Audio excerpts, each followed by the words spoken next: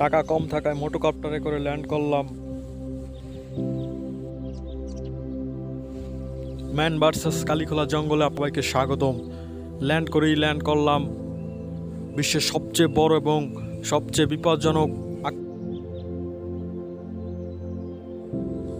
5 minute হাঁটার পরেই 1 থেকে 150 কিলোমিটার পথ অতিক্রম করার পরই ঢুকে গেলাম সেই ম্যানগ্রোভ জঙ্গল। আফ্রিকার সবচেয়ে ভয়ঙ্কর এই জঙ্গল,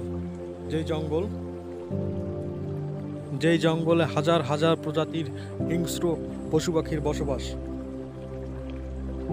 তাই আজকে আমি আপনাদের দেখাতে চলেছি যে কিভাবে এই ভয়ঙ্কর জঙ্গলে সারভাইভ করা যায় এবং জীবিত ফেরত যাওয়া যায়। জঙ্গলের কিছু দূর ঢুকতেই চোখে পড়ে শুধুই ভয়ঙ্কর সেই পশু। এই জঙ্গলে সবচেয়ে বিপজ্জনক এবং সবচাইতে